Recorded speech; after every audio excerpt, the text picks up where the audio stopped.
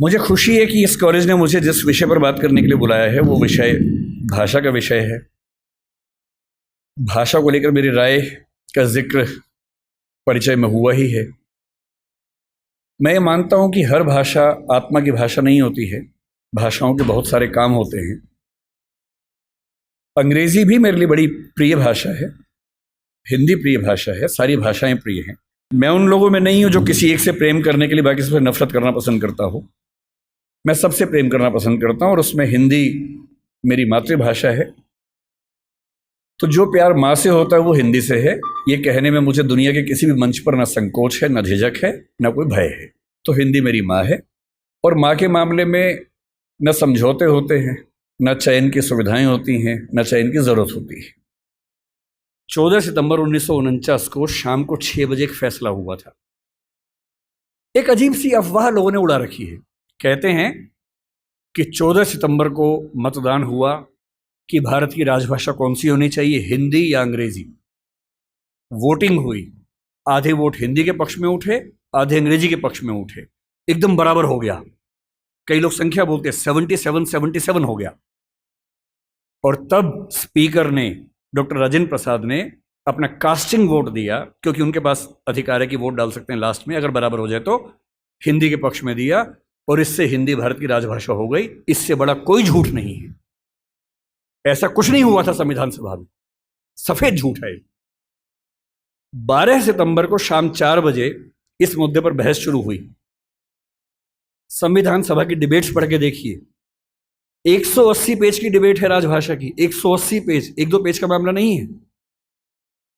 संविधान सभा के वॉल्यूम 9 में ध्यान से पढ़िए, पेज नंबर लगभग 1130 से 1390 के आसपास का मामला है। 180 पेज की डिबेट है, उसमें खूब मुद्दे हैं। छोटी मोटी वोटिंग हो रही है के मामलों में। संविधान सभा का बेसिक उसूल था कि अंतिम रूप से वोटिंग नहीं करेंगे, सहमति से काम करेंगे। वोटिंग बीच बीच में होती रही। पहला विवाद यह था कि राजभाषा कौन सी हो, हिंदी हो कि अंग्रेजी हो या हिंदुस्तानी हो। अंग्रेजी पर तो बात थी नहीं, हिंदी या हिंदुस्तानी। महात्मा गांधी हिंदुस्तानी कहते थे, पर 1949 में वो थे नहीं। उनका हिंदुस्तानी का मतलब था हिंदी उर्दू का मिक्सचर, जो देवनागरी और फारसी में लिखी जा सके। दूसरा स्कूल ऑफ थॉट हिंदी की बात करता था। अंत में सहमति बनी, हिंदी ही भारत की राजभाषा होगी। राजभाषा यानी सरकारी कामकाज की भाषा। हिंदी की स्थिति कुल मिला के मिरांडा जैसी है। आपको जब भी समझना हो कि हमारी भाषा किस हालत में है, तो हमारी भाषा द टेम्पेस्ट की मिरांडा की हालत में है। ताकतवर है पर उसको ताकत का एहसास नहीं है। समझदार है पर उसको किसी ने बताया नहीं कि तुम कितनी समझदार हो। खुद फैसले कर सकती है पर उसके नाम पर फैसले लेने वाले खुद इतने समझदार नहीं हैं कि उसके महत्व का अनुमान कर सके। सोचिए, डॉक्टर बनने के बाद करना क्या आपको डॉक्टर बन के आम आदमी का इलाज करना है। भारत की आम आदमी की हालत क्या है? डॉक्टर के पास जाता है, उसको एक वाक्य समझ में नहीं आता है। डॉक्टर 4 लाइन इंग्लिश की बोलता है, कुछ मुश्किल शब्द बोलता है, तो वो मान लेता है कि ज्ञानी आदमी है, ठीक बोल रहा होगा। उसे अपनी हेल्थ के बारे में एक वाक्य ठीक से समझ में नहीं आता है। किसी विकसित देश में चले जाइए, डॉक्टर की जिम्मेदारी होती है कि जब तक मरीज सारी बातों को ठीक से न समझ ले तब तक इलाज शुरू नहीं कर सकता है। हमारे देश में भाषा का अंतर ऐसा है कि मरीज अपनी बीमारी को ठीक से कभी समझ ही नहीं पाता है। ऑपरेशन तक की सहमति ले लेते हैं अंग्रेजी बोल के। वो समझ नहीं पा रहा होता, हाँ तो हो गया, साइन कर, हाँ साइन कर दिया। उसमें क्या लिखा हुआ है कि तुम्हारा ऑपरेशन करेंगे, तुम मर भी सकते हो, मर गए तो तुम्हारी जिम्मेदारी है। कुछ पता ही नहीं उस बेचारे को। दूसरा सवाल, केस मेरा है, मुझे हिंदी आती है, मेरा वकील अंग्रेजी में कुछ कुछ बोला, जज ने कुछ कुछ बोला, फैसला हो गया, मुझे पता ही नहीं कि क्या हुआ। और इतने में पुलिस आगे मुझे ले गई और मैं परेशान हूं कि हुआ क्या।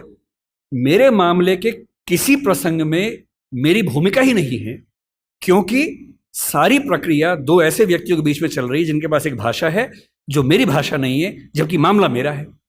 और कहने को लोकतंत्र है। ये लोकतंत्र नहीं है, ये भाषा के स्तर पर तानाशाही है, बुरी चीज है। और मैं जब भी ये बात कहता हूं, बार बार कहता हूं, ज्ञान की भाषा के तौर पर अंग्रेजी का सम्मान करना जरूरी है, क्योंकि रिसर्च आप उसके बिना नहीं कर पाएंगे। बहुत मामलों में सीखने की जरूरत है, उससे भी जापानीज से भी, फ्रेंच से भी, सबसे सीखने की जरूरत है। लेकिन आपके देश के सुप्रीम कोर्ट में, हाई कोर्ट में आपकी भाषा में बात ना होती हो, ये बुरी बात नहीं है, शर्मिंदगी की बात है। एक अंतिम निवेदन आपसे कर रहा हूं।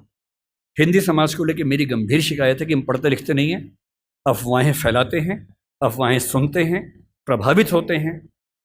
थोड़ा पढ़िए, तथ्यों को देखिए, रिपोर्ट्स को पढ़िए, किसी भी मुद्दे पर जो तथ्य हैं उनको समझकर अपनी राय बनाइए, दिमाग की खिड़कियां खोलिए। और मेरा मानना है कि एक समाज के तौर पर यदि हम ऐसे हो जाएंगे तो हमारा सम्मान खुद ब खुद दुनिया भर में होगा। केवल भारत का मसला नहीं है, पूरी दुनिया में होगा। धन्यवाद।